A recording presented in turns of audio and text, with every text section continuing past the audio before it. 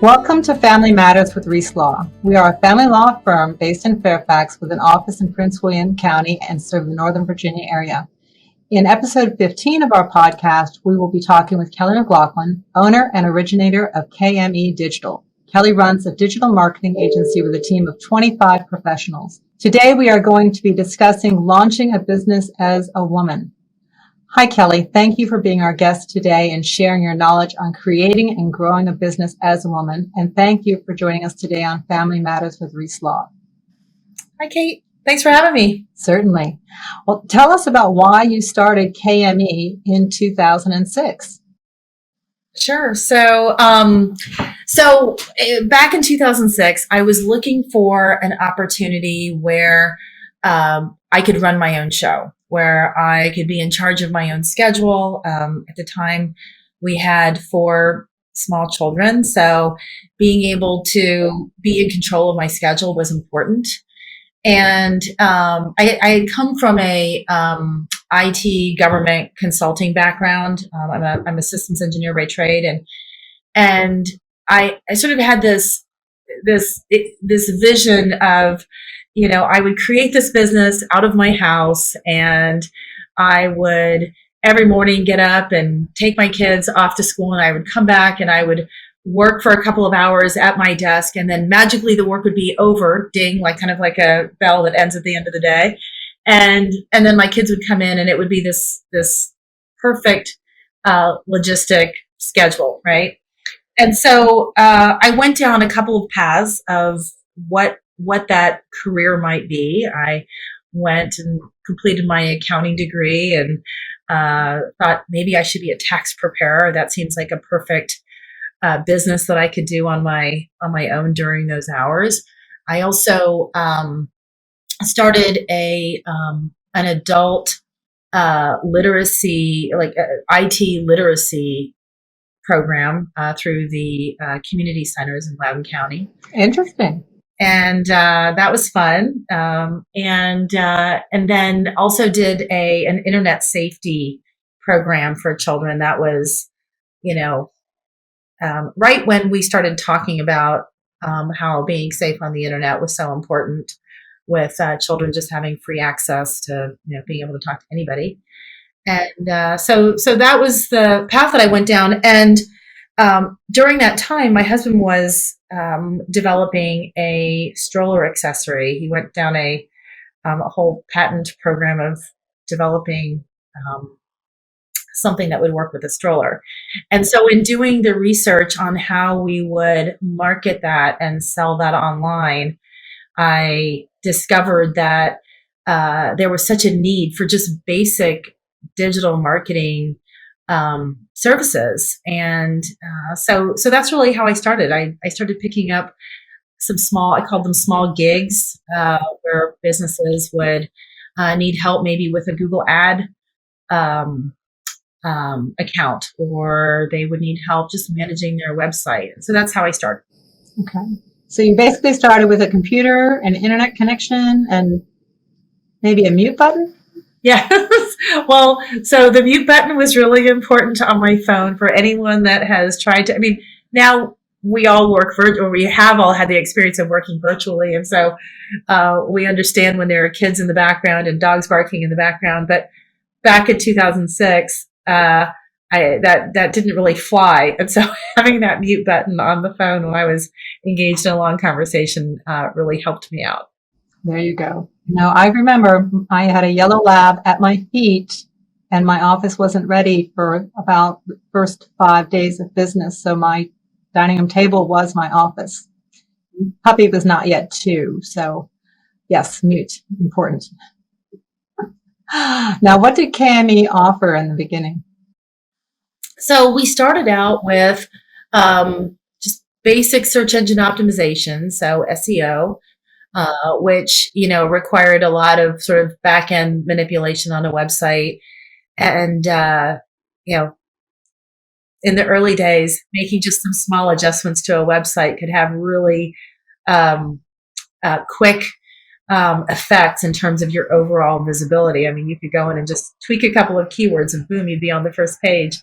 right away. And so we focused on search engine optimization, but then also on Google Ads paid management. So um, yeah, so I went through the Google certification program, and actually the first client that I had was a passport and visa expediting company that was spending over $100,000 a month in Google Ads, and so that was a really great account to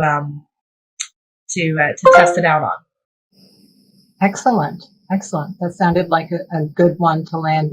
You'd also once mentioned to me something about something called HubSpot. What is that? Yeah, HubSpot. So HubSpot is it's a marketing automation tool, and it it is both a CMS, so a contact management system where you can manage all of your contacts, but also it's a way to better understand how visitors to your website engage with your website, which is really important information as you then continue to market to them, speak to them, communicate with them. And it allows for a lot of automation, essentially, in how you continue to keep up with and engage with people that have visited your site. So how about staffing? This company has grown and grown. How has staffing changed for you? Sure. So, well, we started out working with a lot of part-timers and 1099s and some people that we never even met in person. And then back in, it's probably been about, I guess we're going on 10 years, where we decided to move or create an office. The first 8 to 10 years of KME, we worked out of the house. And then we created some office space or got some office space with the Mason Enterprise Center, which is an incubator program. It's a partnership between the city of Fairfax and George Mason University. And it was really there where we started working with the students and developed an intern program. And that then became a pipeline for us to identify resources. Wow, what a great way to give back to the community at the same time as having some sharp young brains dealing with this high-tech computer, for lack of my word, stuff. Yeah. Well, it really was a total game changer for us to begin working with students and to train them up. And, in fact, from our early days, we still have, I think, 3 or 4 folks that started back then that are still with us. So. Excellent. Is the program continuing? Yeah. Yes. So we currently have 2 Mason interns working with us. Of course, it's remote, but we're hoping to bring them into the office in the middle of March. And then we've also developed an intern program with James Madison University in Harrisonburg. And so we have 4 JMU students working with us right now. Excellent. Excellent. I always like having younger people on my staff because they just look at the world a little bit differently, and they've had a different type of education, even in public schools, than the one that I experienced. So they have a lot to bring to the table, which is really great. So they do. It's a lot of fun. Did you plan for growth? Did you plan for growth, or was it organic? So, really for the first 8 to 10 years, it was all organic. It all just kind of fell in our lap through we tried to be good about making our own website visible. So we would receive a lot of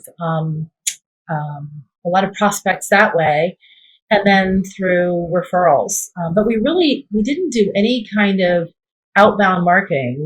We weren't at that time engaged in networking events or, going out and really trying to drum up visibility, which is, a big part of what we do now. So.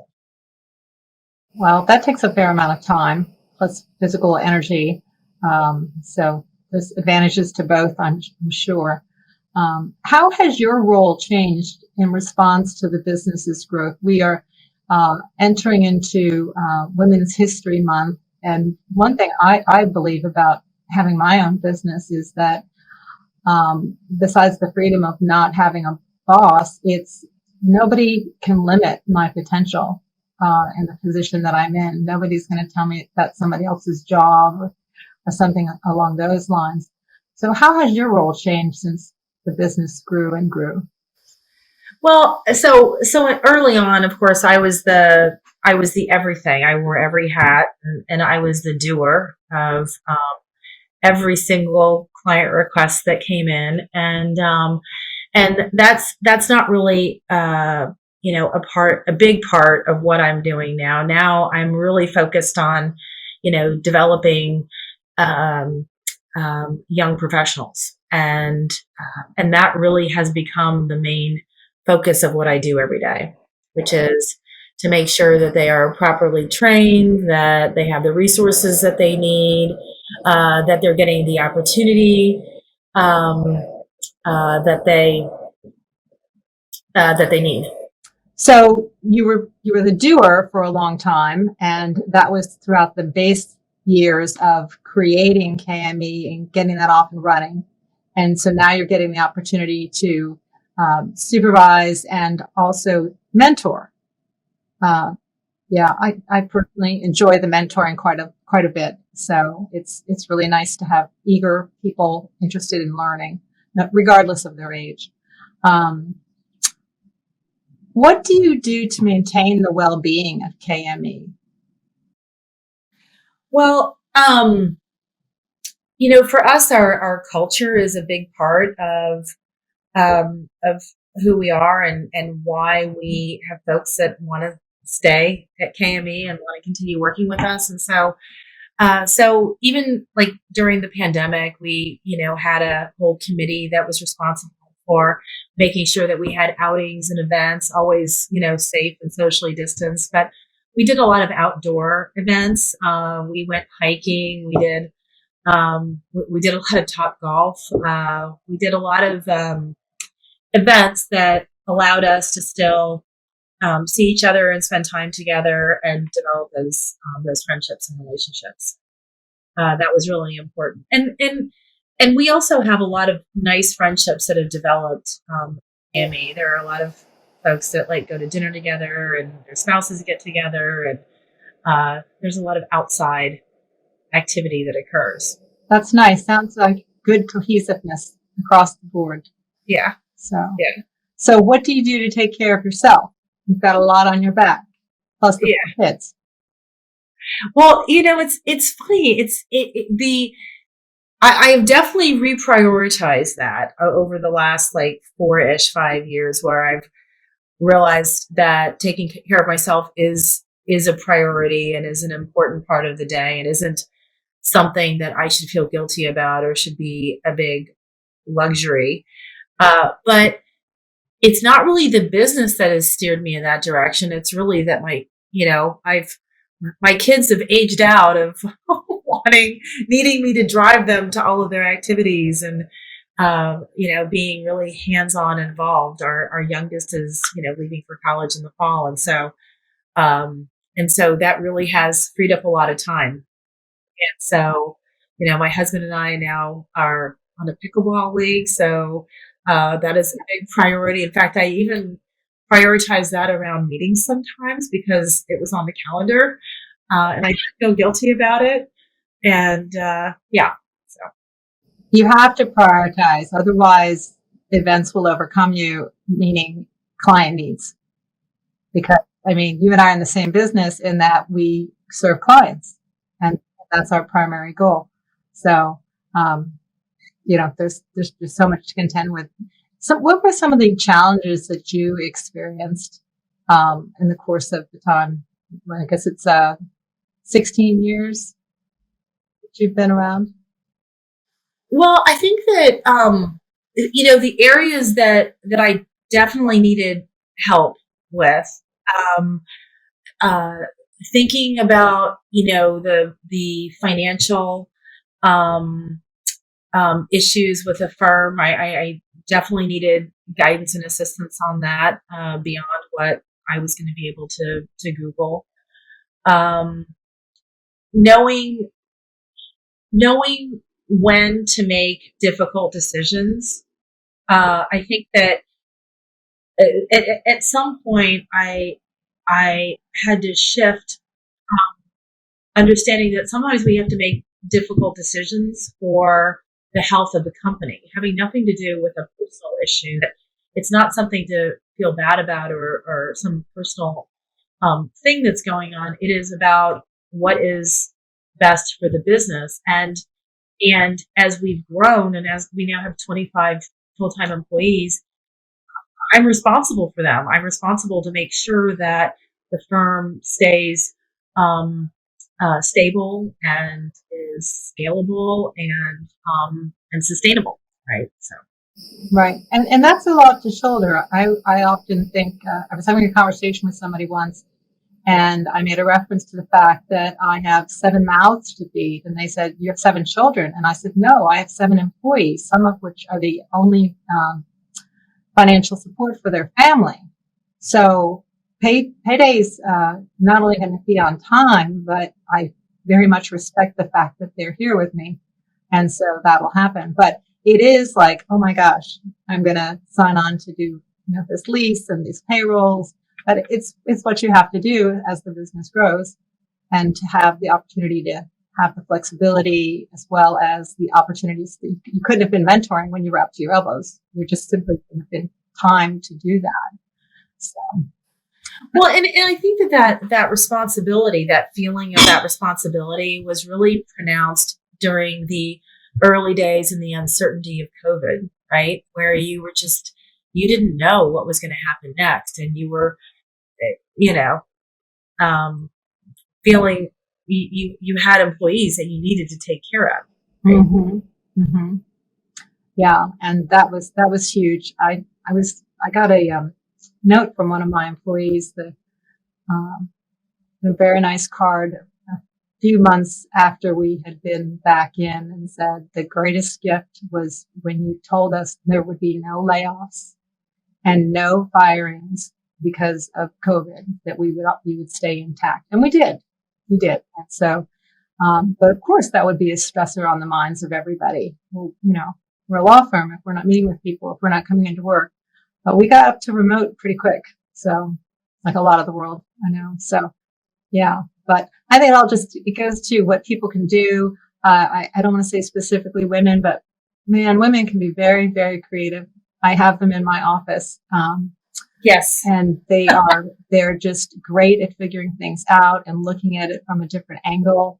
And so we were hoping this podcast would help inspire women who might be thinking they have a great idea, to see if they can make it into a business, or to take a business they have and maybe expand it so they can get more of what they want out of the business, like the free time, the mentoring, or just getting to do the kind of work that you want to do. So, and Kelly, every time I see you, you are happy, in a good mood. So I'm gathering that you're still loving it. You're hanging in. Yeah. You're still loving it.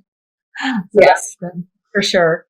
All right. Well, please subscribe to our podcast channel so you never miss an episode. You can also visit our website at www.reislawoffice.com, and you can contact Kelly at her Fairfax office, 703-585-3321, or at Kelly, Kelly, at KME.digital for more information about digital marketing, social media technology, and search analytics agency.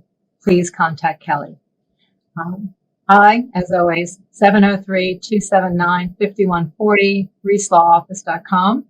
And just as a disclaimer, the material in this podcast is not offered, nor should it be construed as legal advice. The material in our podcast is prepared and published for informational purposes only, and you should not act or rely upon information contained in these materials without specifically seeking professional advice.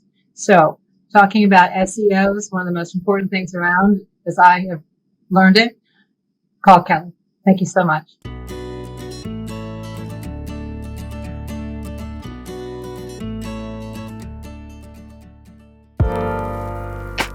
This podcast was produced by Heartcast Media.